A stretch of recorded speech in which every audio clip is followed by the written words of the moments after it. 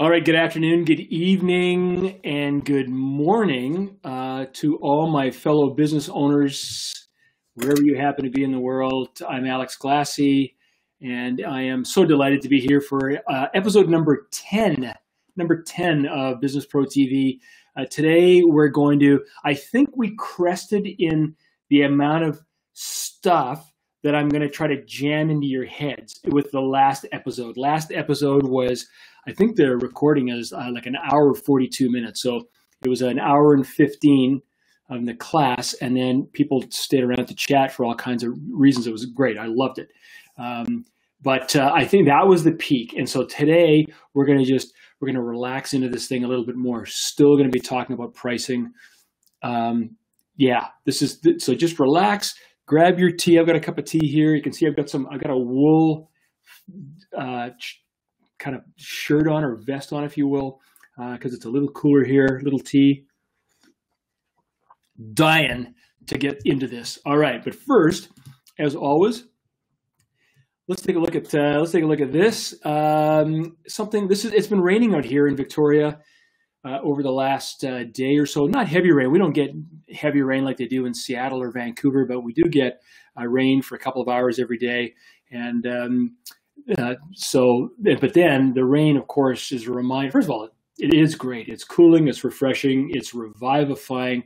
And then, of course, it always helps us to really appreciate when the sun comes out. And here in Victoria, the sun comes out every single day, even when it does rain in the morning. So this is an opportunity for us to reflect and be appreciative of all the things that we've got in our lives, including the time that you've set aside to be here today and to work on your skills as a business owner and as someone who then will create something that will generate additional value for you and your community and your family. And that's why we're doing this. So let's take a minute with this young lady here and enjoy her smile and her enthusiasm.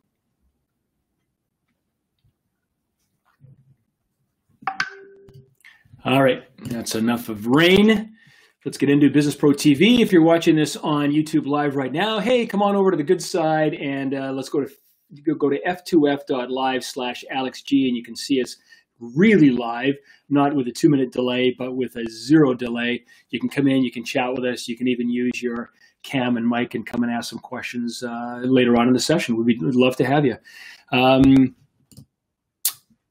Business owners, we have the power to design the business we want. We have the responsibility to design the business we want. That's why we're here. We've been talking about pricing. Pricing is an extraordinary way for you to absolutely transform your business, not only from the amount of money that, your margin that you're going to be making, but also in the way that you're able to signal your value into the community.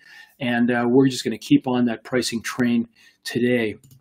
We started off, let me blow this up for you a little bit.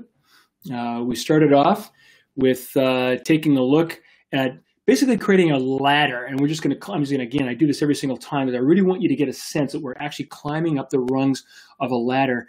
And we started off by making sure that we didn't mistakenly calculate our costs and therefore mistakenly calculate our price, that we were able to get over the cost, get over that cost rung, and create a properly calculated starting price, and then use that to lift off into, come on, mouse, here we go.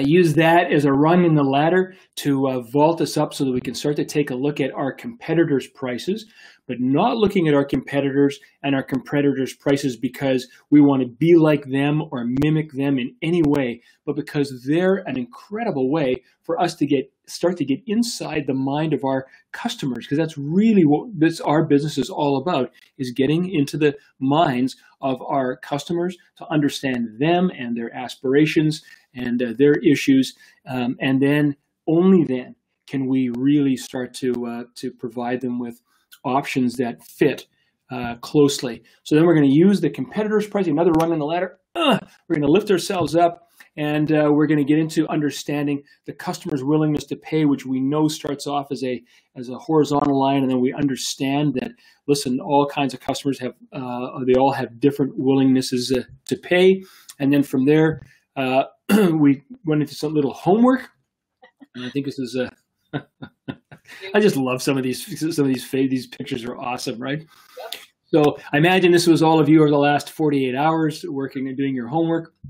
And your homework was this, where we're going to go back and take our business canvas, and we were going to then revisit challenges and solution options up here. And we were going to add in new things that we've learned, other things that Steph and I have been talking about that spurs your thinking, and especially in this particular case from the competitor analysis. Are there other challenges that our customers might be facing that we hadn't thought about? And are there other solutions potentially or options that we should be thinking about creating? Hey, Sheila, good to have you here. Thanks for checking in. Then you were going to think about, can we add any more offerings or options? Can we bundle things? Can we split things apart? Can we take what we do and can we package it in any kind of different way? Or can we look at the things that we sell and again repackage those in any different ways?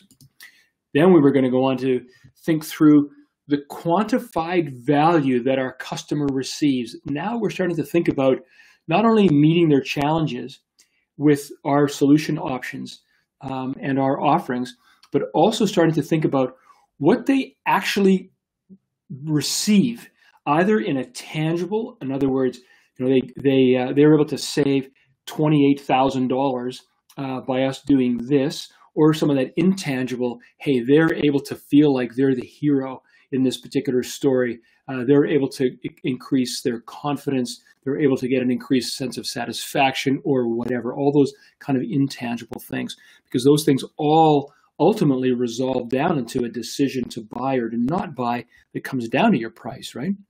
Yep. And then what we were going to do is create different price options for each offering, rather than just saying, here's our thing, here's our price, take it or leave it. We're going to be much more reasonable, and we're going to say, hey, here's our thing, and here are the various pricing options that you pick one. Just pick anyone. It doesn't matter to us. We'd be delighted to have you as our customer, and we've tried to make sure that there's at least 2 or 3 options for you to be able to choose from so that it fits your needs, your cash flow, your ability to pay, your whatever it happens to be, right? So that's the kind of the thinking that I wanted to leave you with, and we're going to take that and we're going to keep going with this. We're going to go from here, and we're going to go into this customer's willingness to pay line, and we're going to see if we can't either drive that line up or move that line up into that northeast quadrant a little bit. You shall see how we do that as we keep going. All right. You're okay so far, Steph? Oh yeah. Yeah? All right. We've navigated kind of out of that range, at least some I definitely with. I like interacting with customers, and I like this whole idea of working with them through the pricing structure with it. So awesome. Yeah, this is a lot of fun. I always have a lot of fun when I sit down here. And the reason I have a lot of fun is because there's so much value to unlock here. Like, yeah. You take any business that's doing reasonably well or halfway well. And well, as we saw last episode when Leanna came out at the very end, a lot of you, some of you may not have been here, but Leanna came out at the very end and said, hey, my business has been transformed over the last year. My profitability has tripled in the last year by simply following the steps, walking up the ladder, and being mindful of these things. And I made a little change here, a little change here, a little change here. Hey, a year later, tripling profitability, right? So a lot of value here. I'd like some of that. I'd like some of that, please. Exactly. Yeah. Okay, so we've seen this pricing truth before. There's always a difference between what a customer actually paid and what they were willing to pay, right? They're always willing to pay more, right? Just de facto. They will never pay more than what they're willing to pay, and it's never equal, right? There's always a gap of some kind. That's the first thing we need to understand. You know that already. But pricing truth 6A is that a customer's willingness to pay isn't fixed in stone. That thing floats, and we see that it floats amongst a group of customers.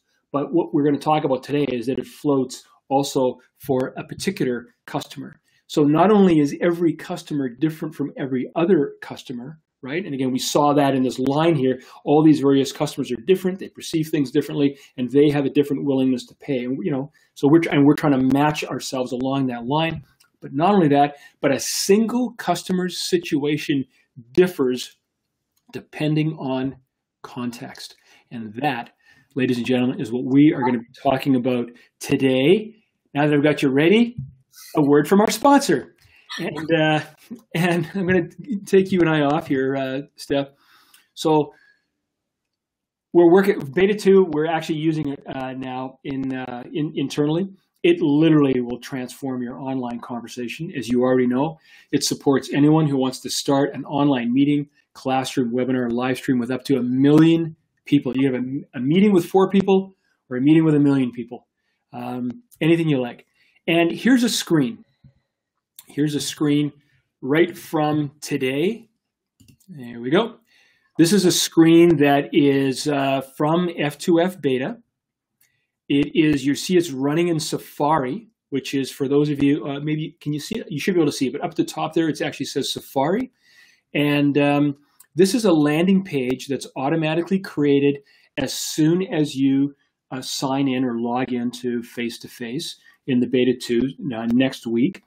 It automatically creates a landing page, which you can then configure by adding in your picture, not mine, and your name, not mine, and your background. I got some whales here. This is a sunset at Tofino with some killer whales in the background.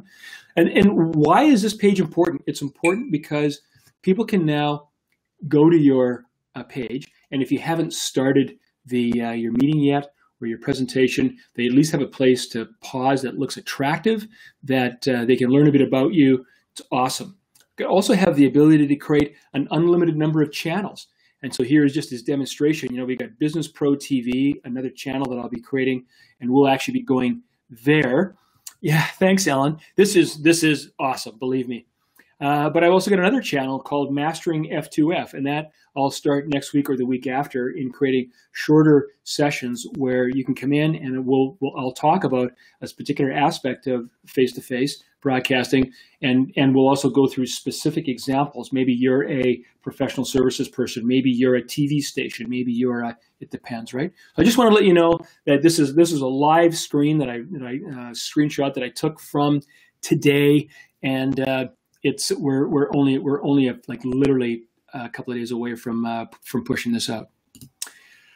Okay, context, objectives for today, how problems and opportunities affect the value of our offering, how problems and opportunities affect the value of our offering. How a particular situation can intensify a customer's perception of value. This perception of value thing here, we set a price and we fix the price. And because we know what we're offering and we set our price, we end there. We go, okay, well, it's $50 an hour, or it's $75 for the widget, or $125 for those earrings, or whatever it happens to be. And we stop there, and we don't realize that the customers have their perception of value is all over them. It's highly fluid, and that's what that's what I want you to get from last episode. And I want you to get from this episode. There's this whole range of fluidity up there that I want you to kind of embrace and let wash over you and tap into. How channel even influences the perception of value. We're going to talk about channel. I don't know if I've defined that word yet. We've seen it before. We'll define it. We're going to talk about how channel influences the perception of value. How does that work? The subtleties of competitive pressure, and then how to document some of this stuff so that we can actually sit down with ourselves over a cup of tea or coffee, or with our management team, start to have these discussions and see how this impacts our business. Context. Context relates to the factors affecting the customer's perception of value at a particular place and time. And I mean, so very, very clearly, a particular place and time, because as that place and time changes, that will alter the factors and therefore affect and change the customer's perception of value. Okay, Tom, the new video Facebook, we will not have Facebook integration right away. It's on our list. We know how to do it. It's coming. Next soon. How's that? So where we left off with, let me make this a little bit bigger. Where we left off with the customer business canvas is we had some customer characteristics, and we ended up looking at the customer problem, and then we very quickly just said, well, okay, and there's our offering. Okay, so a pretty straight line between customer problems and our offering. But it's not just simple as me wanting an ice cream cone and then going and buying an ice cream cone, as we shall see.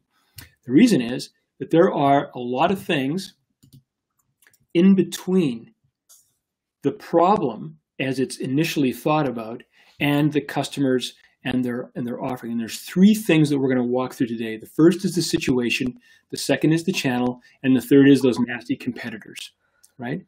The situation are things that intensify the problem, things that intensify the problem. Channel is how they learn about us, how they communicate with us, and or how they purchase from us. Let me go through those again. So situation are the things that intensify the particular problem, the felt sense in the minds and in the heart of the customer, potential customer. And the channel is how they learn about us and or how they communicate with us and or how they purchase from us. Let's walk through an example. So here's our problem, situation, channel, competition, and ultimately our offering. And at the very beginning, we've got a drip, a sink, right? I got a tap and I got a drip. And so someone's got a drip, the offering is plumbing services, clearly, right? But let's take a look at how some of these things will affect that. If it's a small drip, then I got lots of time. I'm just gonna go online and look up plumbing services in Victoria, BC, and I'm gonna see lots of competition. And what does that do to the perception of value in the mind of our customers? Well, they're still seeing it as plumbing services, right? Different situation, I got a drip, but it's a big drip and or a sudden drip, and it leads to an after hours call, an after hours phone call.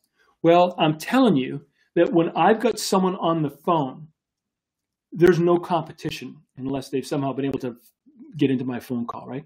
There's no competition. All of a sudden, I've got no competition, and the perception of value in the mind of my customer or potential customer is very, very different. And in fact, if I'm getting an after hours call, maybe I don't want to answer the phone, Big Al's plumbing service. Maybe I want to offer it Big Al's emergency after hours save your house service, right? And in fact, that's what you do, right? You have a hotline, it's after hours, it's emergency services, right? That's the type of thing that reflects back to not the problem, but the context, those factors that affect and exacerbate the particular problem. Okay, let's keep going. Again, situation, anything that intensifies or alleviates the value in the mind of your customer. So we talked about screaming child, anything that's last minute, anywhere there's a time crunch, a plane ticket, when you go online, air companies, air travel companies are masters at mining the last potential dollar out of your pocket in a variety of different ways, and much of it, it's all context, because the situation is always the same. You're trying to get from point A to point B, but then why and when, and where are you looking at? Are you looking at, is it online? Is it after hours online? Is it they actually mine that down to, well, If you go online, if you and I were to go online right now, Steph, and we were to take a look at this exact same flight, it's almost guaranteed that you and I would see different pricing. Yes. For the exact same flight, exact same seat, it doesn't matter, except that yours and my situation, you and I are different, our situations are different, the scenario is different. You're right. You're calling actually 3 hours later because you're in Toronto and not here. Like, there's all kinds of factors, right? I've experienced that before too. People literally trying to book the same thing, and it's Yeah, it's not good. And then we'll talk about. I've got a situation here where we'll talk about the angry spouse. Great. The channel. The method that the customers use to get information about your offering can also affect their perception of value, but it can also predict the aspects of persona. Okay, so for example, what do I know about Google search? If someone is finding me on Google search, there's tons of competition. There's like 13 or 17 other competitors, plumbers in Victoria. If I'm looking at Facebook, or if my customer is looking at me on Facebook, it's very likely that they are finding me through some kind of social affirmation, because that's very much how Facebook values and various offerings. That's how they rank things. What Google does is they rank things quite differently. They rank things on a meaning basis. Whereas what Facebook does is it ranks things and presents things based on the value that your social circle that they know about places value. If your social circle places value on this particular plumber, it is likely that that plumber will rise up in the hierarchy of plumbers that are shown to you on Facebook, quite different from the hierarchy that's going to be seen in Google search. A physician's office, and having sold through physicians' offices, this is very true, where there's an authority halo. If something is in a physician's office, it must have been mandated by the doctor. And if it was mandated or approved by the doctor, then the thing must be worth something. It must work, it must be true, it must be whatever, right? So the channel, the place where someone sees this is actually affecting the perception of value that I have of something. If you're in a webinar or a workshop, and right, then what's happening, or if I'm in a webinar or workshop, not leading it, but one of the participants, then what's happening in there is there are connections going on, very social, very sense of authoritative, and in particular, the person on the front of the stage, there's a sense of authority, again, like that physician's office. So lots of things going on depending on the channel, and you really want to think about these things. But as well, the choice of channel can predict the aspects of persona, right? Who is on Facebook? Well, I'm not sure, but there are some channels where there aren't any teenagers. For example, a lot of teenagers are not on Facebook. That's why Facebook just spent $100 million to buy an app called To Be Honest, TBH, because teenagers are using that app. They're not using Facebook. Wow. If someone's in a physician's office, it is likelier that they are probably older, right? Younger people are healthier, right? So just think about these things. The information can go both ways. If they're on that particular channel, I know how that we're affecting the perception of value in some way, but I can also go the other way and have a sense of the type of people that are there. Okay, let me keep going. Competitive influence changes rapidly and dramatically. I got another ice cream story here for you, Steph, although I know you weren't quite retail, but here's I'm sitting at home. Here's the story. And both. I'm sitting at home. I'm on my iPad, and I see a Facebook ad of some kind from my ice cream store. It's an ice cream ad from my local store, and it's awesome. So I put my iPad down, and I get up, and I head toward the door. And I get outside the door and I walk the 3 blocks down to my ice cream store. And I'm standing outside, and they've got a sandwich board, one of those kind of boards that sits outside about 3 feet high, and it's got a picture of something on it there. And then I go, awesome. And then I go inside the store. Now let's talk about the competitive situation that's going on. How strong is this local store's competitive situation at the moment when I'm at home? So they've put an ad out on Facebook, and it's triggered my desire for a treat. Let's say it's a treat right now. Well, I could go to the fridge and I could get a pop. I could get a can of pop. Or I could go into my freezer, which is just below it, and I could actually get some Haagen-Dazs ice cream, because I oftentimes have Haagen-Dazs ice cream in there, right? But for some reason, and because I'm still at home, if I'm going to leave home, there are 2 or 3 or 5 ice cream stores that could be in my neighborhood. And so just by putting an ad out there doesn't mean that I am telling, my ad reaches into the minds of my customer and says, come to my store, and they're on a leash. That's not how it happens. What it does is it triggers a desire, but there's lots of other messages. There's lots of other options that I have at that particular moment in time. Of course, just do nothing, because they're 3 blocks away and it's raining outside, right? However, as I walk toward the store, and now I'm starting to leave. I've left my house behind. I've left the fridge behind. I've left my candy bars behind. I've left some of those other stores behind, and now I'm standing right outside my store, right outside the ice cream store. And there's a sandwich board out there that they put out there advertising something. Now, I still have a choice, but it's a binary choice now, probably. It's the choice to go in or the choice to not go in, okay? Once I'm inside the store, there's no competition whatsoever. And so let's just put those points up here. Sorry about this. There we go. Lots of choice, binary choice, no choice. Okay.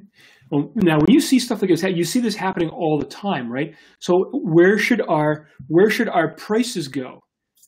Where should our prices go? Well, think about the car sales process.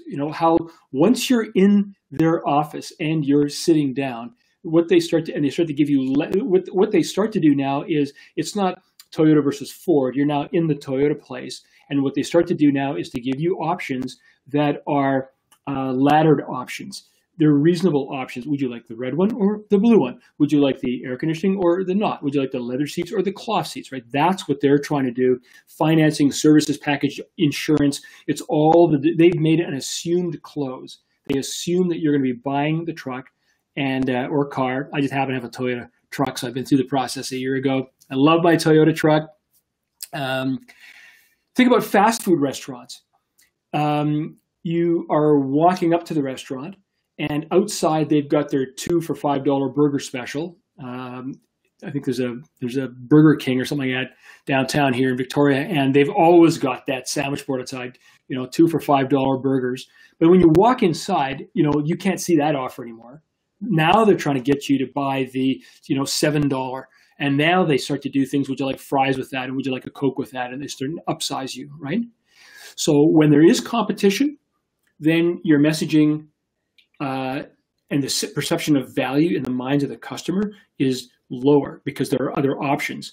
And as I get closer, I'm starting to think just about you. I'm starting to think just about you.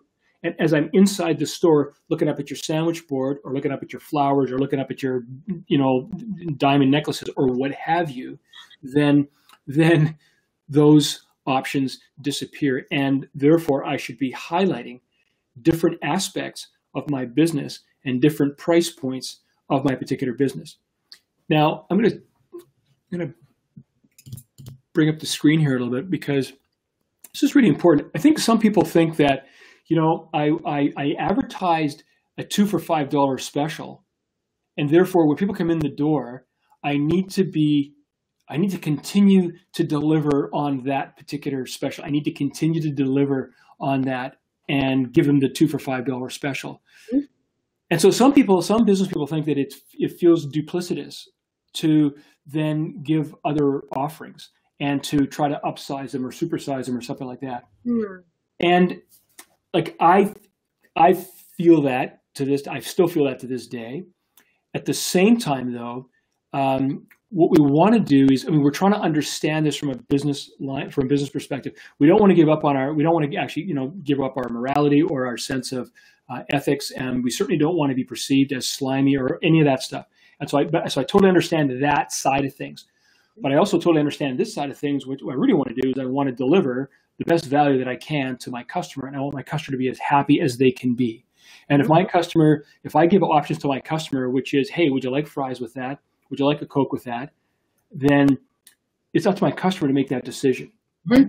Yes. So, and we kind of did that. We've always done that. You mentioned that we don't really have the retail side, but what I did have always was the option whenever we would go to events. We would set up a little retail booth, and I had to come up with something always. Obviously, as everybody I'm sure knows, when you're doing something special, you have to have a special. Right. And I gave them a couple options, but I allowed myself to be in integrity in those options. A few, not too many, because people will get confused and turned off, especially in a festival where there's 4 ice cream people behind me or something. And I remained open to feedback, and I found that our deals, especially when you take into consideration the pricing, and make sure that you have confidence in your pricing. Yeah. I found that I also was able to have confidence in my specials, and I didn't feel slimy. I didn't, because it came from a confident place where I was actively engaging my community. Is this what you want, guys? How does this feel? Absolutely. Yeah, you're absolutely right. And so I think I know I wrestle with it. I'm probably hypersensitive to that because of my own kind of upbringing. Like we talked about that in confidence in the first, part of pricing, right? We all wrestle with those things to some degree or other. But you can't tell people in a little ad all the things that you offer, but you can at least get them into the store where you can have that. You can start the discussion and start that process of education. And maybe that's another way of phrasing it, right? It just so happens that some of those pieces do have higher value, and we are aware that the level of competition is reduced in certain scenarios, and that should factor into our price because. Remember, our customer is never going to pay more than their willingness to pay. So as long as they are willing to pay that, then they're receiving value. And we shall see this. Yes. We're going to talk about our profit, but we're also going to talk about our customers' profit in the sale transaction next episode on Tuesday. It's really interesting stuff to dig into this a little bit more, and we're going to do that next time. What do you, let me ask you your opinion on what do you feel about the sentences I just had it, but I'm going to say it wrong now because it's gone. More deals in store. So if we were to take that 2 for the price of 5 or something that you said earlier that somebody's going to offer, and then in the fine print somewhere, somebody put something like more deals in store. So instead of, so you're kind of disclosing to your customer. So instead of them walking in and being like, oh my God, I'm inundated by stuff, they saw that little, almost like a disclaimer that said, I'm going to go and I'm going to anticipate there's going to be more stuff. Yeah. What would you think about that in terms of, do you find that still slimy or? No, I don't. I think if you're coming from a place of integrity and you're coming from a place of, integrity and you're dealing at the end of the day, if you have your customers' aspirations and your customers' best interests at heart, then I don't think that necessarily gets in the way of having your own best interests at heart simultaneously. And this is as we go through the pricing ladder, I know that some people want to drop off at the second or the third rung. Okay, thanks very much. And I really don't want to go any further because I don't feel right in taking more money from my particular customer. They feel that that's something. But as we're going to see in, again, next episode, we're really going to wrap this up. We're really going to wrap this up because the title of the next episode it's about how to really look at how those two things align. If we do have this in our customer's best interest at heart, we can also have and should also have our best interest in heart because those two things are what creates the strongest possible bond for both parties. If someone's getting too much out of the deal, someone's getting hurt. Right. Yeah, and I mean either way, right? And that reminds me of the conversation that we had with Ricky earlier in the series about how he was going to monetize his app. And there's always that option of in-app purchases. And I know that, there's one out there that's a GPS system that I absolutely love. And I'm sure some people know the name of it. I completely forget, but it's like the GPS. And if you were to go on it as an app, it's like $150, $200 to $300 to buy. And I felt misled. Yeah, it's crazy, but it's amazing. And it never fails. Apparently it's some Navy, Army, something. But it was something like that where, saying something like in-app purchases and then going and finding it's $300, that was a little misleading to me. Yeah. But when you're talking about staggering your prices within your bracket, I mean, somebody who ice cream cone, I'm not gonna sell it for $25 unless it's like made of gold, right? Yeah. So for sure, it's all got to be rational, and I think we all have a sense of our own tummy, yes. as you pointed out. We all have a sense of our own tummy about whether something feels right or not. So, yeah, let me keep going. This is great. A couple of other examples, just real quick, and that is think cheap movie nights, right? Think cheap movie nights where it's half price movie, half price. You get there, is the popcorn half price? Once you get inside, where there is no competition, and after they've searched your bag to make sure you didn't bring in your own treats, is there popcorn half price? Is there Coke half price? It is not. Think about the online checkout process. Once you're into either the store or online, when you're in the checkout, they try to bump you up with other products, right? So in all of these situations, as the competitive price declines, the gross margin of the items that are being offered rises. Okay. Let me keep going at the risk of, we're good. 22 minutes to go. We're good. All right. What I want to do now is I want to show, I'll have to take us off the screen here.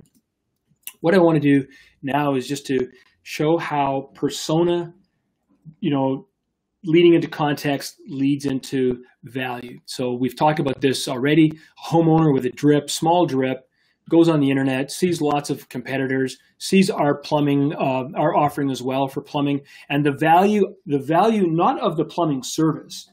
I mean, that's also reduced a little bit, but the value of our specific service is low because there's just simply so many other competitors. Then if we go to the next line, how about a renter? We changed just the persona.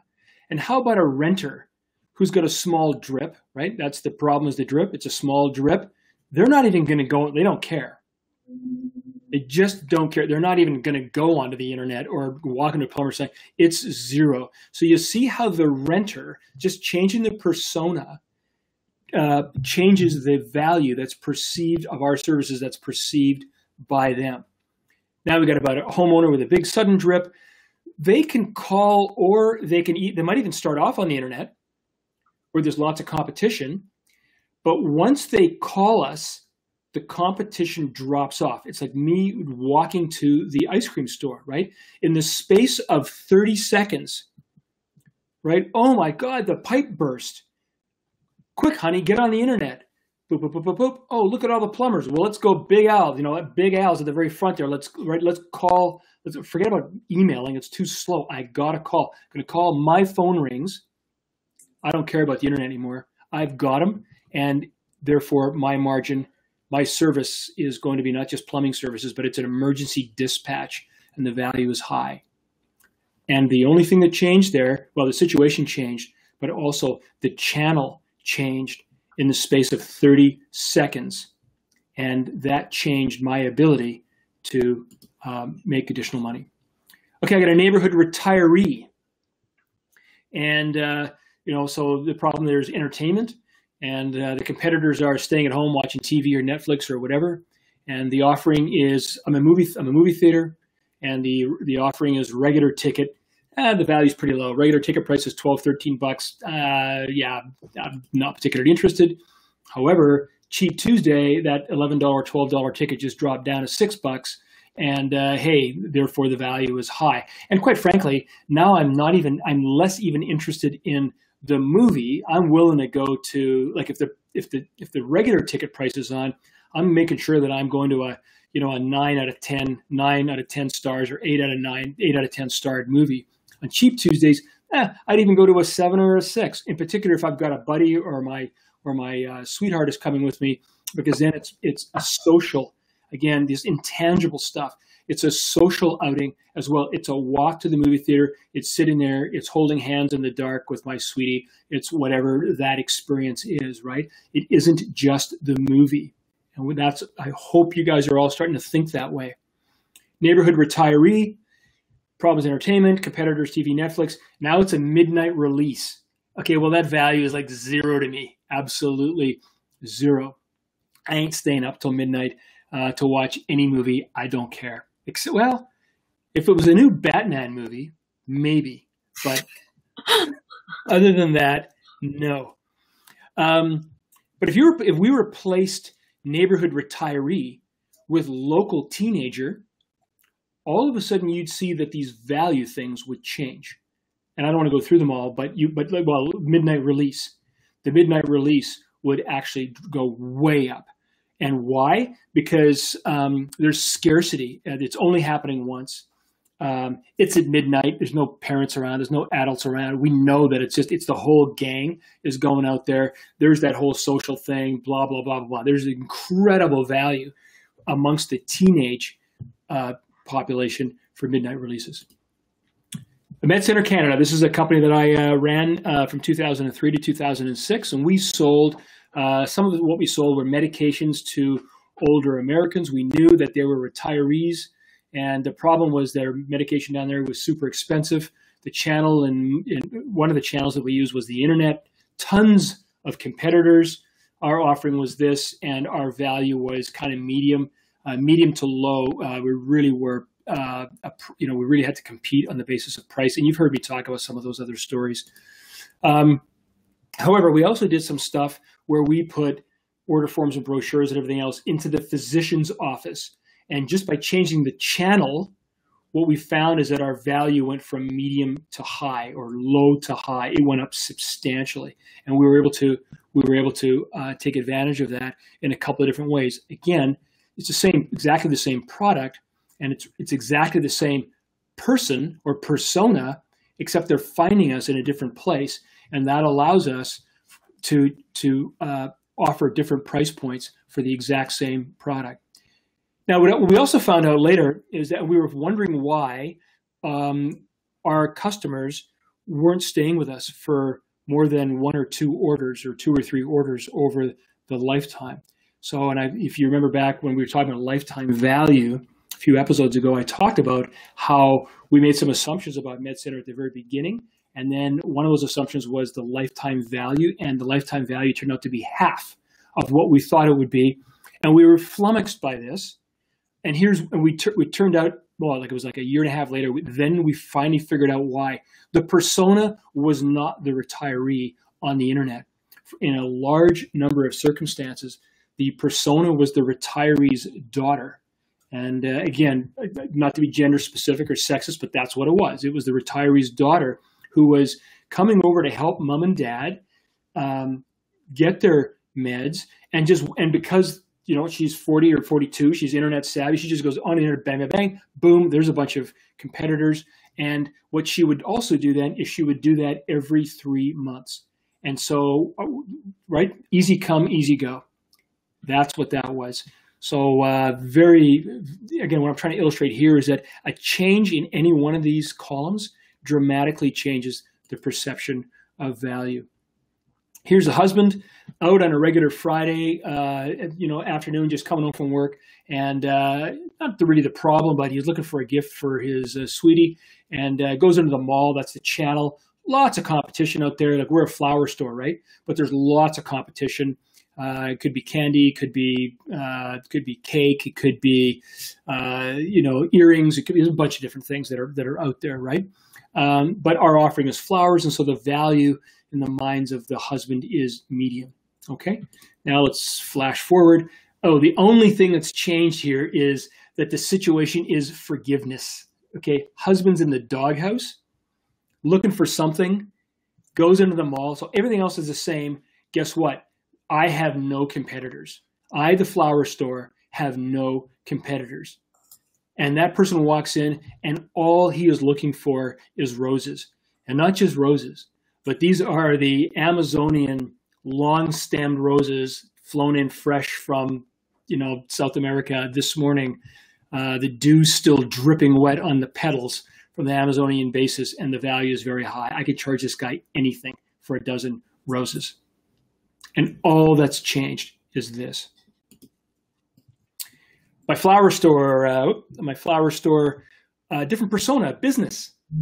Well, business, they're looking for a little something different. They're looking for an image. They want to have fresh flowers in their foyer every week. And so they come onto the internet, and probably less competitors, right? Because some flower stores are not going to be aware of this. They're not going to be offering it. And they're offering flowers, but we offer business bouquets. We actually name the offering to match our persona. And just by doing that, I've raised the value in the minds of our customer compared to our competitors by just naming it a business bouquet. And quite frankly, the offering is going to be slightly different as well, right? The offering has to include not just the flowers. It's not just the husband coming in and picking up the flowers. It's now I may have to deliver the flowers, and they've got to be there on a Monday by 9 o'clock in the morning every single week. So I've got to have consistent supply chain. I've got to have consistent delivery. I've got to have consistent internal systems. And so all these things factor into the offering, and which is a great way for you to start thinking about why you should be adding or raising your price, because you're not just selling flowers anymore. There's a bunch of additional things. And so what you need to do is you need to go back to the pricing spreadsheet and looking at this particular offering which is different from flowers that are sold in the store. And you get the point. And a wedding, problem very, very different. Yeah, it's flowers, but they're not buying flowers. They're buying quality flowers, and you've got to be dependable. And it's going to be at volume. Like if you're outfitting a whole church or a whole hall, then there's a bunch of flowers, and the situation is high stress, super high stress. Yes, you can go on the internet, and that's maybe where the husband and the wife of the bride and groom started. But there's not a lot of competitors that are going to be offering this, simply because there is so much stress and so many other things that go into delivering this particular offering. And the offering isn't just flowers or roses. It could be wedding design services, and the value is very, very high. If you can pull this off, you deserve to get paid for putting up with the stress and having that supply chain there and the ability to deliver. Okay, does that make sense? I'm just going to come on here for a sec. Oops. Come on here for a sec and say, does that make sense? All of that? Yes, it does. Awesome. I was hoping there you go. And Ricky, absolutely. Good. What's Brian asking? If the value perceived can change our price, how do we change the value? If the value perceived can change our price, how can we change the value? Well, the first is that sometimes just by changing the channel, for example, plumbers, just by the channel changing, if it's internet for a drip and someone, sends me an email or calls me during the hours of 8 to 5, I got a small drip, you send a truck, whatever, right? Then it's different than if someone is calling me. And now what I need to do is I need to verbalize that we have it's not at plumbing services, that we have an emergency truck, and we will dispatch the emergency truck. And so by just taking all, and it's not that you're just wrapping the wolf in sheep's clothing or the sheep in wolf's clothing. It's not just you're wrapping stuff around it. You are actually delivering something that is different. I want you to be aware that you're teasing your offerings apart, which is what we've been trying to do over the last episode or two. You're trying to tease your offerings apart and not just saying, we're doing plumbing, we're doing bookkeeping, we're selling widgets, right? You need to take things and package them and wrap them differently, which may mean that what you're delivering actually requires different things from you. So that's, I think, where I'm going with that. The value perceived can change our price. How do we change the value? So I think, does that kind of complete that circle, Brian? I hope it does.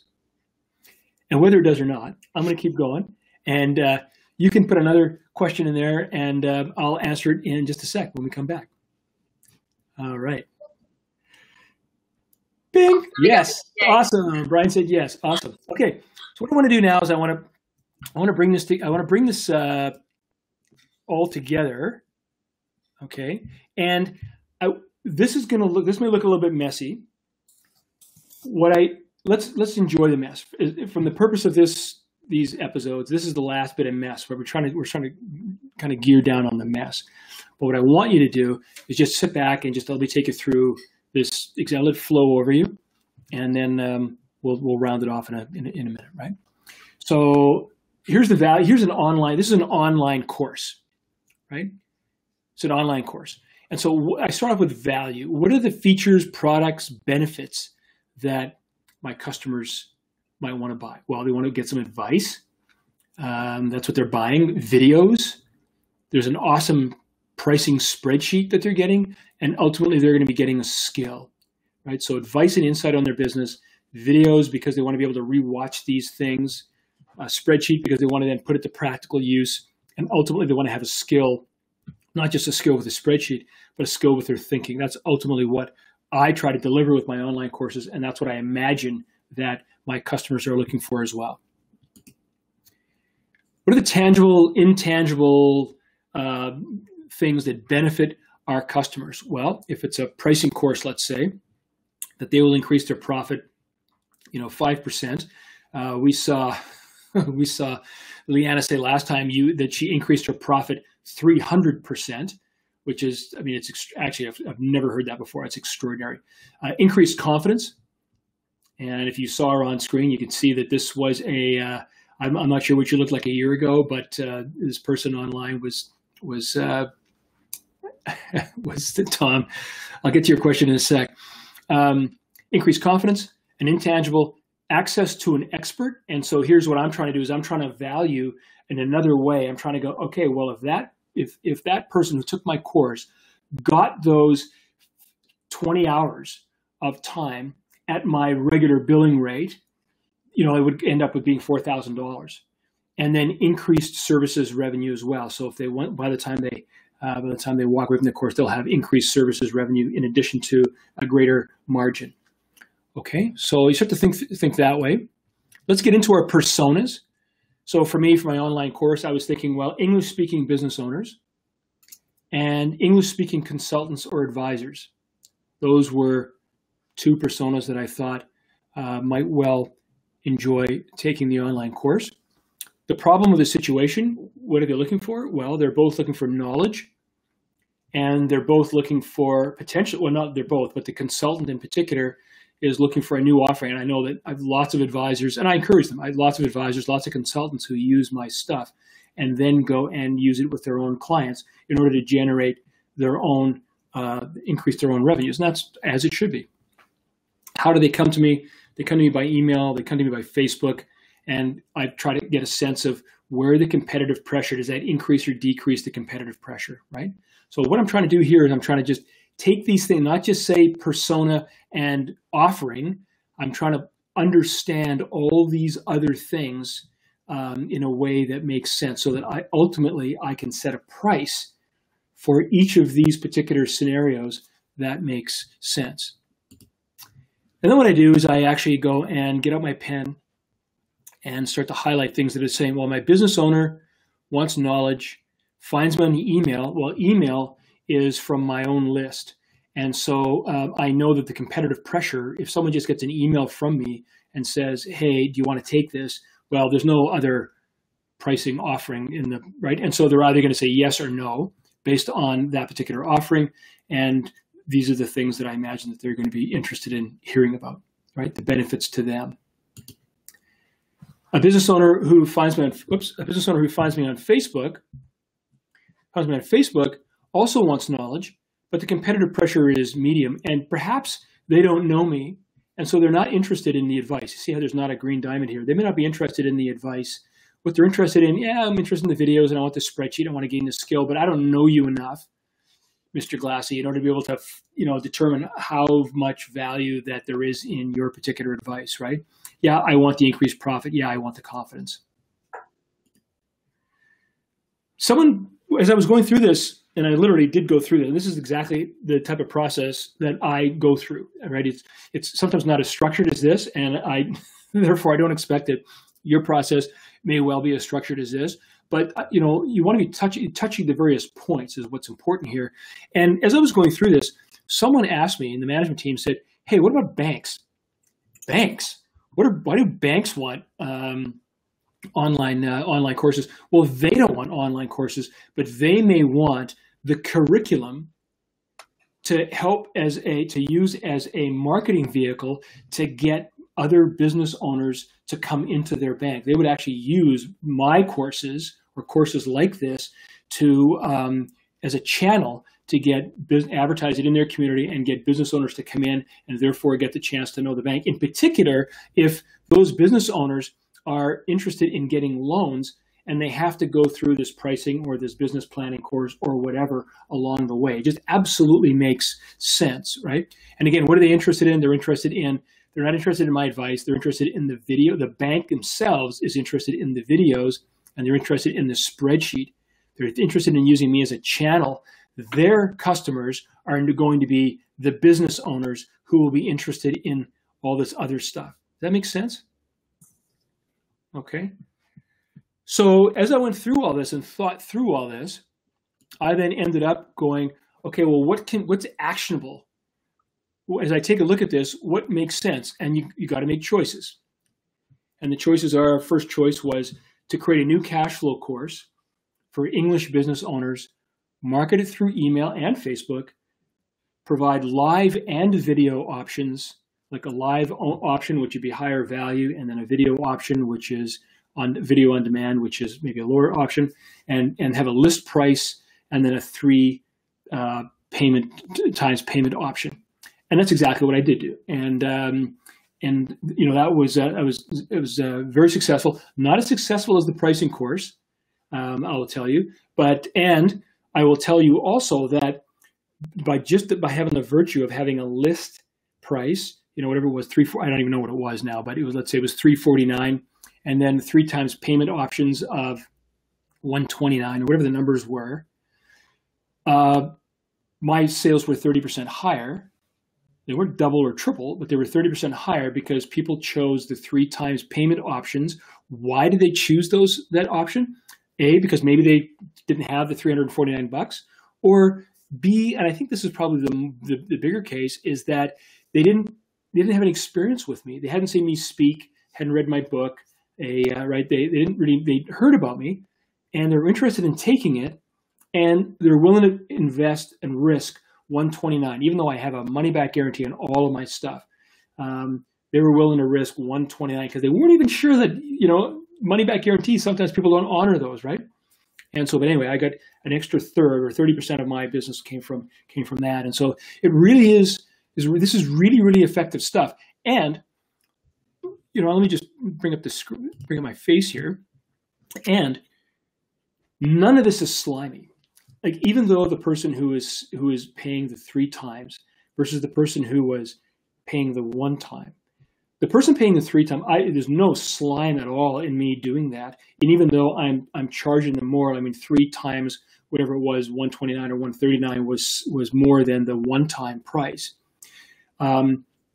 They were willing to pay that because they got a sense of comfort. They weren't risking this much; they were risking this, and risking, right? It's a perceived sense. I knew they weren't risking anything, but I'm not my customer.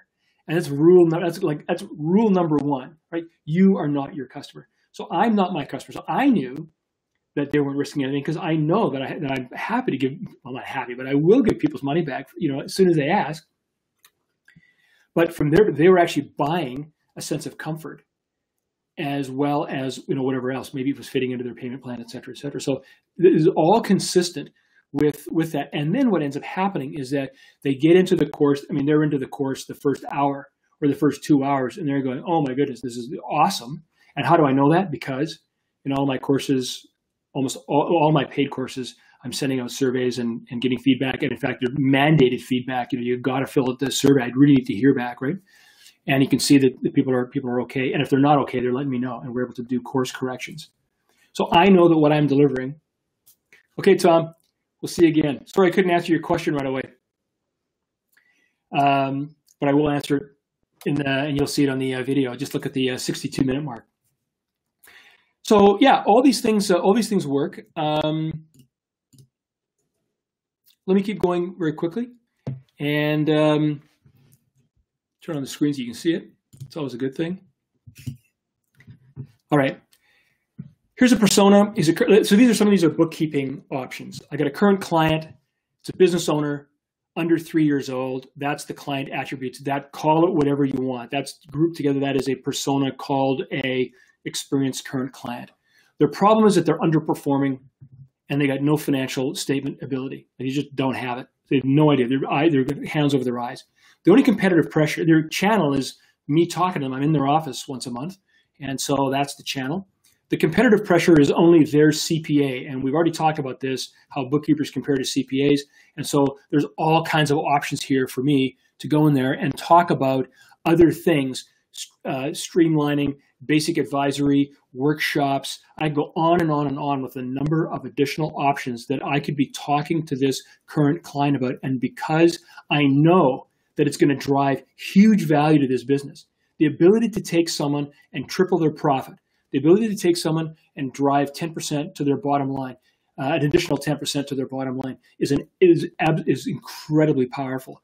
And there's no reason why someone, other than fear of their own, their own capacity to be able to learn and do this stuff, which is what I find that's a huge issue when it comes to people making decisions to do some things like this, to amp themselves up a level.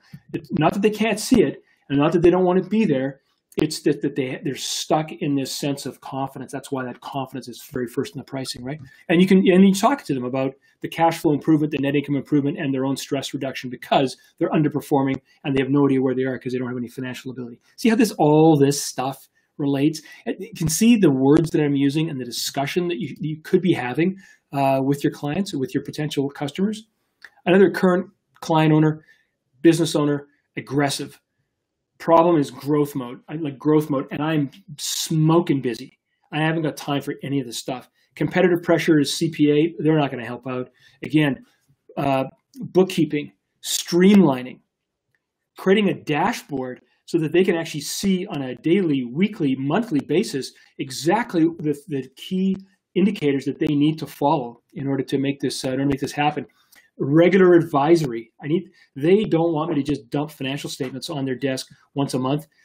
They want me to spend a few minutes before that going through their financial statements on their behalf, picking out the key salient numbers, the comparative for last month, and just sitting down with them for 30 minutes and going, wow, here's the things that you should be aware of. That then leads them to achieve their revenue growth, their investment confidence, if there's someone else is investing in them, and cash flow confidence, right? Makes sense? Another one, current client. We talked about this one. Current client is a tradie or just a plumber, electrician. I hate to pick on those guys. They're solo, right? They're underpricing. They're financially illiterate. They need a truck. Again, there's no competitive pressure whatsoever. And so it's really us or nothing. And so what can I do? I can help them with this bookkeeping. I can get them into workshops. I can, right? Get all your tradies into a workshop. Get 10 people into a room for a day and charge them each $99 or $49 or whatever the number is that makes sense and strengthens their trust in you. Do cash flow projections on their behalf. Help them to grow their margins. Help them to have the confidence to go and get the loan, and help them to have confidence in their strengthening cash flow. This is huge value here. And again, bookkeepers, and we got good examples here, but you can do this. You can do this for widgets. You should be able to do this for widgets. It's exactly the same piece of paper.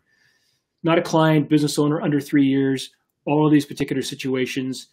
Yeah, there's competitive pressure all over the place. But again, because I know that there's competitive pressure, let's get them into a workshop. Let's let people come in and not pay me $1,000 or even $400 or even to sign up for a 1 year, a 12-month commitment. Let's get them into a $49 workshop. Enough to pay my costs, and so it's worth me taking a Saturday off. Let's go into a post-workshop session. Let's again, et cetera, right? All right, I'm going to send you this blank. I'm going to send you this worksheet so that you can start to work on this as well over the course of, you now got 4 or 5 days until the next time. I wouldn't stress about this, but I would sit down and I would Pick one persona, one type of client that you know. And, maybe it's your most reluctant clients. Maybe it's your clients that you really had a hard time trying to figure out how to get them to do more in their business, and because of their own fear and everything else. Try to think about, how would you phrase it? What are the value that they're going to get? And try to find the words and the aspirations and the tangible and the intangible benefits that you can talk to them about. So you can say, hey, Tom, hey, Mary, here's what I'm seeing. What if we could do this? What if we do that? What if you could achieve this? We would achieve that. Oh, I would love that. Okay, well, what about we do this? What about we just get into a workshop? And if you can commit to, 2 Saturday mornings for 3 hours and, $25 a Saturday, something like that, right? We got to get them going up that particular curve.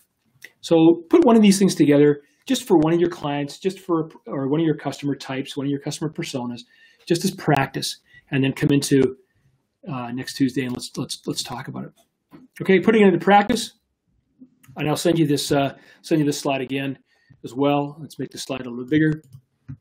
What are the significant attributes of different types of customers? We've already done some of that, but now ask yourself the question: does this type of customer perceive your solution as having a higher or lower value than other customer types? It's the first question. Second question: what problems, opportunities? Does the problem opportunity make the value of your offering higher or lower? Is it a drip or is it a big drip? What situation or factors might intensify or reduce the problem? Again, here's the size of the drip factor, which these two things are really tightly related. And I find it in my own head, I find myself kind of going around here.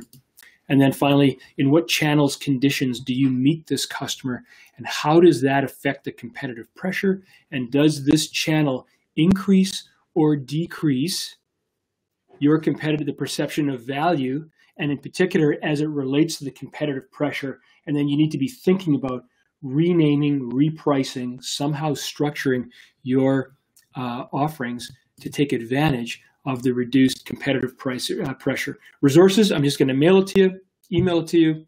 Next time, value pricing, we're going to take that. We started off with understanding our costs, and we're now into the minds of our customer. And what we're going to do is there's still maybe a relationship between them. If there still is, we're going to use next week to just break that. And so you can feel very comfortable in talking about pricing and setting your prices without relating them and attaching your price. So you're going to relate, but you're not going to attach your price to your cost. That's all about next week. We're going to have a great time. Is that next week? Yeah, next time. Yep. Okay, here we go. Hey, Steph, all credit to you. Thanks for showing up. Thanks for talking with me, talking me through this stuff ahead of time, as you do every day. So Steph and I we'd always catch up beforehand. It's it's keeping me on track. That is probably the biggest job that you do, and I really appreciate it. Now I need a Stephanie to do that for me. Yeah, exactly. Listen, it is 6:10. I don't have a lot of time tonight because I've got chores that I have to run. But if anyone else wants to come in and chat, or ask particular questions, or if you want to have questions in the chat, I'm happy to answer them. Steph's happy to answer them, and I'm going to answer Tom's question right now, even though he's not around. But I know he'll be checking out the YouTube video. Yeah.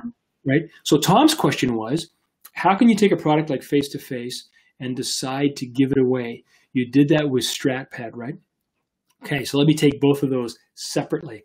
How can you take a product like Face-to-Face and let's talk about StratPad, because I got 2 sets of StratPad. One of them is an offering that's in the App Store. There are 4 apps, and they are free, less free, even less free than that, and premium priced. And so I knew nothing about the App Store 6 years ago. Nobody knew anything about the Apple's App Store. And what I wanted to do was to figure out what price points made sense and what value made sense. And so what I did was I put 4 different versions of the app in there and watched to see what would happen. Now, any app was able to upgrade to the next value. Any app could go up the ladder and you could end up where you want it to go. So pardon me, people who just wanted to download it for free just because they didn't trust me at all, they didn't know me from Adam. They were absolutely able to do that, and still to this day, it is the number one down of those four, gets downloaded the most by far. Interestingly though, my premium, the one called Platinum, which is, I think it's like $129 Canadian. So like you talk about apps that are worth a lot of money, right? $129 Canadian. That one, well, guess which one generates the most money, the free one or the Platinum one? Just take a guess. The most money, if one's free, there's no money there. So well, but you can upgrade. You can inside that you can actually upgrade, right? So you start out free, or you can just bite the bullet and go get this one. Yeah, I would probably bite the bullet because I would hate the frustration. Well, this one, the free one, actually makes more money by a significant factor. Yeah, and it goes to show. This is the critical learning that I got is that, listen, I know that I trust myself, and I know that I poured my heart and soul into StratPad, and really, like, there's tons of freaking value in there, tons of value, right? Yeah. But nobody else knows that. Right. And so what we have to give people ways to climb up that trust ladder with us, and once they get into it, and in particular, once they look at some of the other competitive products, which crash and burn or whatever the heck it is, right? Then they go, oh, and then they spend $10, and then they spend $30, and then they spend $60, and over the course of a year, they actually get themselves up to there, and they're super happy with it. Sometimes then they'll leave that company, or they'll go on to something else, or there are some people like you who just go, yeah, I'm just going to get it because I know there's a money back guarantee in place, even though I'm not allowed to advertise it, but you can get your, right? Well, but so there's also the other side of it, and I don't mean to interrupt you, but I just mean from like a retail product standpoint that isn't what you're doing. I shouldn't say I sell it daily. You also sell it daily, but with reference even just to what I was talking about before with the festival, I may not have had already customers coming and finding me, but what I did have was people coming and we sold scoops, or we sold samples or half something. And so let's say a pint was $9.99. A scoop was, let's say, $3. It's still overpriced for technically for a scoop, but my stuff is up in that upper quadrant, a premium product. Yeah. And people tried it. People were able to invest a little bit, try it, see that they liked it, and then they understood, and they absolutely had no problem paying. Or they did have a problem. Right. Or they did. Right. They did or they didn't. But that's right. And that's where you're in self-selection mode. Now you've given people an option, and they will select to keep going up that ladder, or they will select out. And perfect. That's what we want to do. We want to find out who's our customers, right? And from the people that I did hear and get feedback from, because I got a lot of feedback, but 99% of it was amazing. Everybody was like, Steph, I don't care what you put out. Give it to me. It is so good. So that's where the higher value, I knew that if I worked, I put more effort into it, and I put more of my value into it, and I priced it accordingly. I got what I asked for. Well, and you had to price it accordingly, because if you had tried to price it at $1.50 or $1.49, as we have seen in this course, yes, you now just signal that you're just like everybody's ice cream. And so, yeah, you're just everybody's ice cream. So anyway, let me keep going, because you obviously you've got a mute button.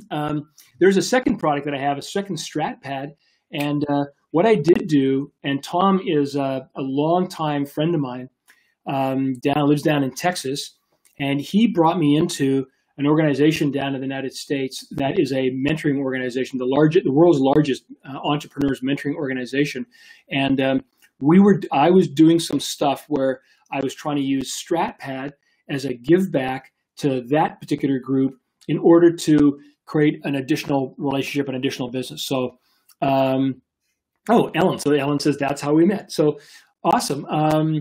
And so that relationship, for reasons that are more complicated to go on here, a big organization, political, and all the rest of the stuff, that relationship, didn't go where we needed to go. So after a year or two of giving StratPad away and getting zero back from it, I now put the price back to where it was and even amped it up a little bit. So if you've got a version of the cloud StratPad that you paid nothing for, then you've got a spanking deal, because that thing is now raised the price. So here's the thing, right? The lessons from that is from this StratPad on the apps, the four of them, is that you experiment and you adjust, and you in a variety of different ways, and you listen acutely to your customers. who either like it or don't like it. And then over here as well, it's your business. You can do, there are no rules. Yeah. Except the ones that you decide to impose on yourself, if that's what you choose to do. So, and pricing is an awesome way to experiment with things, higher or lower, medium or slower. Yeah.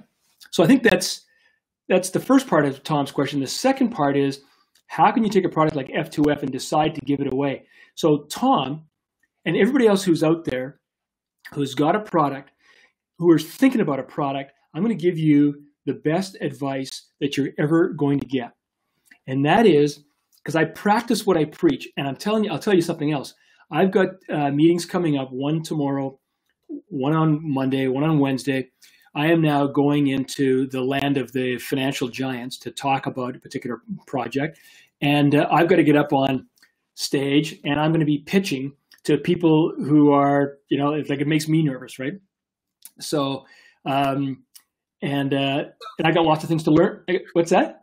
I'm so excited for you. Yeah, no, it's awesome, right? It's awesome. But I knew that in order for me to get up on stage, I needed to make sure that I thought about my business model long before I get up on the stage, which means that I needed to think about our business model back when we were thinking about the product. And that's exactly what we did with Face-to-Face. We knew kind of where we wanted to go, which was some kind of online video sharing app. And when we looked out there, we saw that there were people who'd been doing this for years and that there were giants out there. GoToWebinar ain't a giant, but they've got a lot of money. And Citrix, a giant. YouTube, a giant. Facebook video, a giant. Like, they're all giants, right? And in order for us to survive at all, we had to not only design the thing so that it went to the extremes, the technical extremes, which is, in our case, it is supporting 1 million people while there's zero lag, right? We have to get the technical way better than anybody else. Nobody else in the world can do this. Beta 2, when you see it, nobody else in the world can do what we're doing. But we also had to make sure that our business model hit those extremes as well. And if we priced it at $10, someone else was going to come at $8. Someone else is going to come at $6. And it'd be a race to the bottom. So then we thought, well, if inevitably the race is to zero, then what we're going to do is we're going to price it at zero today, which leaves nobody any room to get under, and preempt a whole raft of competition. There's competition out there, and they are going to, I won't tell you what they're going to do, but because it's impolite, but they're not going to be happy with this because it's priced at zero. But then we had to figure out how we're going to make money. And what we then did is we went back to our core values and we said, why are we doing this? We're doing this because we want to support our community. And our community is people who want to talk to other people online and are actually paying way too much, whether it's you talking to your mom in England, or my wife, her mom in Poland, and it's awful, and it costs, and it's Skype, and it's awful, right? Or it's someone trying to talk to do an online class and has to pay $100 a month. One of our competitors, Vimeo, just released a live product, and okay, whoever's listening to this, they charge $20 an hour to stream. What? $20 US. Oh, good luck. $20 US an hour to stream 1 hour. And they do some other nice things and everything else, but I'm telling you, $20 an hour is just absolutely ridiculous. But that's what people are. So they're up here, right? And they're trying to do all some good things and they're going to make some money, but we don't want to do it. We actually want to be completely disruptive. And so for us in our business, we needed to think about that 18 months ago, and that's exactly what we did. And so now as we go live, we know that we've got this, we've got this, we've got this, and we also know that we are going to be able to monetize this by supporting the people who want to be supported by their clients or we have fitness people who are using it, and they're people who are watching the fitness instructor want to pay $20 every single time. Great, give us $1 of that. Yeah. Right. So if you're making 20, if you're getting $20, give us $1. And so we're only going to succeed to the extent that our community succeeds, and that puts things in perfect alignment, which is that we simply support our community and we're there to lift our community, and everybody's going in the right direction. And that's how Face-to-Face has been able to win so far through Beta 1, and that is how it's going to continue to win. So Yeah, you got to look ahead. And the same is true with all of your businesses, right? Maybe you're not going out into the land of the giants, but you certainly need to be looking out at your landscape and looking at your competitors and trying to figure out what they're going and where they're going. But again, using that as insight into the mind of your customers, as we're doing, then to try to make sure that you are supporting your customers, and they will pay you for that. They won't mind paying you for that, right? Yeah. I think what you said too, just coming from a different, obviously a different industry that I come from, but even now in my other stream as mentoring and nutrition coach and all these other things, I am looking now at my pricing, and I would go back and do this with Pleasantville as well as I continue forward toggling it and looking at how much value do I feel like I'm giving. And even at that, especially with the service aspect, I'm pricing it on the high end for myself because I want to strive to provide that much value. I want to set myself apart from my competitors, which I don't really see as competitors. We've talked at length about all that stuff. Yeah. And so I really encourage everybody to really, like you said, think about your business as your own. This is not about competing in your market. This is about carving a path in your market for yourself and your own goals. And I'm doing that. And even with Pleasantville, doing that with ice cream, it may sound a little funny, but pricing it just a little bit above, not because I'm trying to better myself, but because my product is amazing. And I believe it. And setting your price high is the only way that those people who want amazing ice cream is going to buy it, because people who want amazing ice cream ain't buying $1.49 scoops. They're buying $3 scoops, right? Exactly. It's that way. People who want the best advice, they're not going to be buying, $40 an hour, sales consultants. Mm-hmm. They want the person who's charging them $200 or $300 or $400 an hour. Exactly. So they'll pay whatever they can afford. Think of the cars you go to buy. You buy to the limit of your capacity. Yep. Mm-hmm. And it was fascinating to understand too that the more that the business grew, the busier that the business got. We started. I used to have specific T-shirts made for my team at different events, and some of them had said, I love to spoon, or non-vegan friendly because it's a vegan ice cream company. So appealing to everybody, things, really cute slogans. And people started asking for the T-shirts whenever they would buy a pint. And we were developing a community because we were so strong in our mission and our why and our affirmation of it.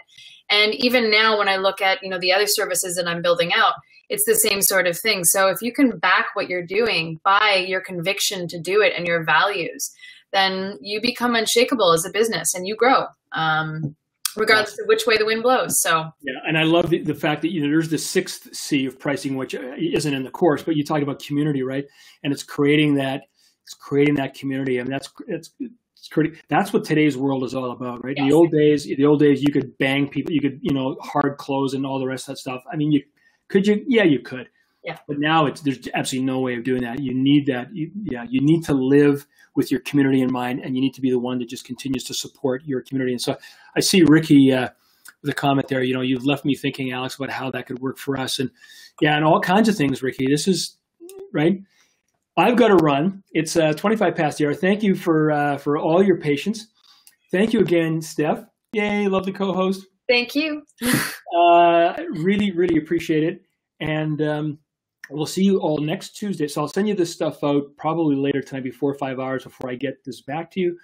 We'll see you next Tuesday, where we're going to start the next 2 lessons are where we're going to take all the things that we've learned and we're going to start to tie them up into a little bit of a bow.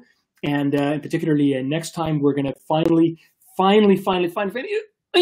disconnect the costs that we are of our prices with the actual price that we said. We believe that those things should float beautifully in this wonderful ocean of potential value that we are unlocking in the world of our customers and clients. Mm-hmm. I hope that's recorded, because that was a great quote.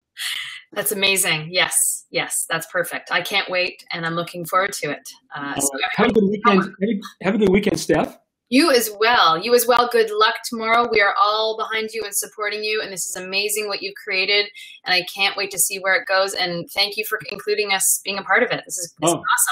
You're welcome. My pleasure indeed. And everybody else out there, have yourself a great weekend, and we'll see you on Tuesday for more of this.